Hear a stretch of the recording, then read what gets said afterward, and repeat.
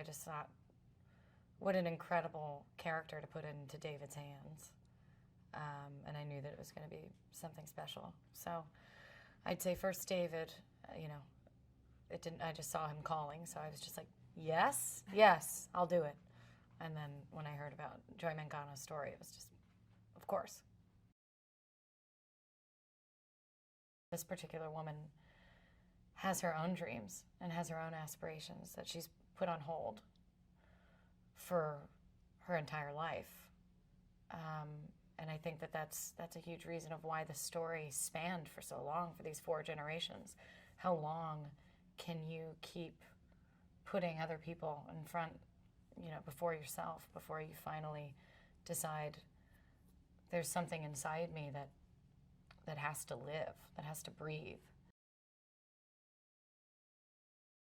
Joy is a story told over 4 generations.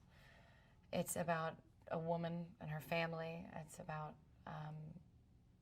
Joy's role as the mother and her battle and her struggles to bring her dreams, you know, to light and become this matriarch of this family and a multi-billion-dollar company, and also what happens after success. What does joy and happiness mean after you've achieved your goal?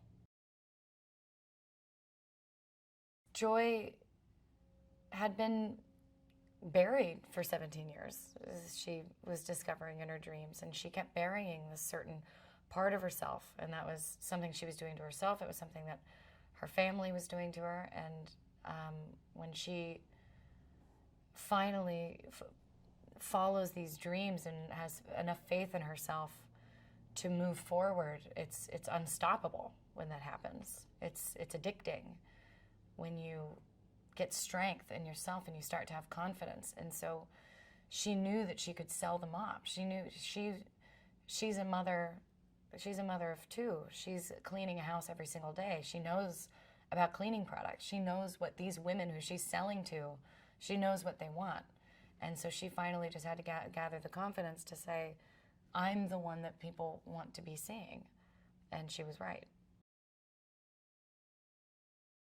Joy has, you know, a very kind of complicated family dynamic because she loves her family to the ends of the earth, as most of us do, and they love her dearly, but they don't support her. But to them, it's out of love. It's to try to protect her.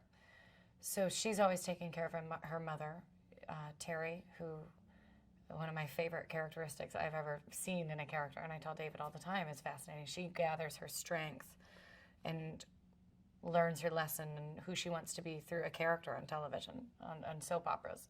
It's just the world that she chooses to disappear into. So Joy is always taking care of her mother. She's never really had the chance to be the child because she was always taking care of her parents, and now she's older and she's still taking care of her parents, and she's also taking care of her husband, Tony, who's another child. You know, he is a failed nightclub singer, and he's, you know, it's his dreams and what he wants to do, and she's raising the children, and she's kind of raising him, and she says, you know, they're the best divorced couple in America because they get along, you know, and he still lives in the basement, which, as Rudy, Bob De Niro's character, points out, is not the proper way to be divorced.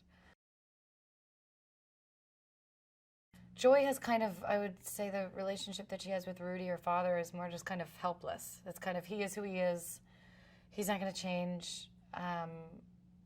You know, she does the best with what she can with Rudy, but she does have a very contentious relationship with his daughter, her half sister Peggy. You know, Peggy's a little bit older, and they're different. And Peggy resents this part of Joy that makes Joy special, that she can see the brighter side of things, or that she can kind of be her own hero when they're little girls, and Joy is making a paper forest and admits their parents' divorce. Joy has an escape. Joy has another world that she can go to. Peggy doesn't have that. She wanted so badly to impress her family, and then it's kind of sad how how much worse it gets when you do impress them, because then they need something from you, then they want something from you, then they're, you know, and Joy's family in particular, they're always taking something from her. They're taking her willpower, they're taking her hope, saying you can't do this, and you're just not good enough for this, you're just not smart enough for this, you're just not business minded, and taking and taking. And then when she thwarts through that and finds success, then they continue to take from her. And it's sad, and it's unfortunately very true for a lot of people who've found success, that end up needing to give more to the people who never gave them a thing, or, you know, I'm here in spite of you, and yet I feel like I owe you, is a very true theme with success. I think it's incredibly inspiring.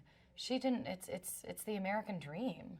She didn't have a leg up. She had her legs cut off. She started from Eastern Airlines. I mean, the real Joy Mangano worked at the customer service at Eastern Airlines, and now she runs a billion-dollar industry. You know, it's if you have a dream, if you have an idea, if you're smart enough, if you work hard enough, you can make it happen. I think it's incredibly inspiring.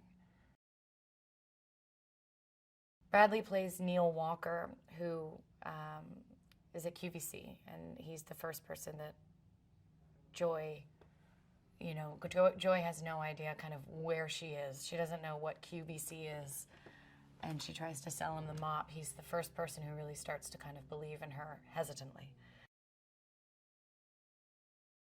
Bob is so paternal and lovely to me. He's just always been so nice to me, and so it felt really natural that he would play my father, because in so many ways he was this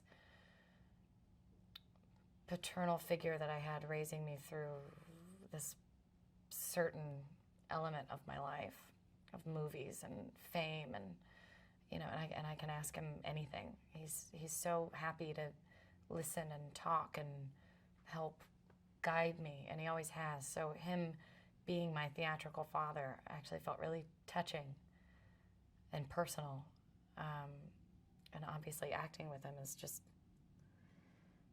a different experience. David is committed to telling the truth behind a story. He's committed to finding the truth in a character, and so the truth with great success is the growing pains. How did you get there? Where were you before? What happened, and what did it take to get you to even just come up with this idea, let alone build a billion-dollar industry? He's the one that thinks, but where did just the idea come from? I hope that they take away more than one thing that they were expecting to, because it's so easy to call it the story of the American dream, or, you know, a gangster movie at the heart of a woman, with the heart of a woman, or, you know, there's so many, but it's so multi-layered. There's the story about getting to know yourself.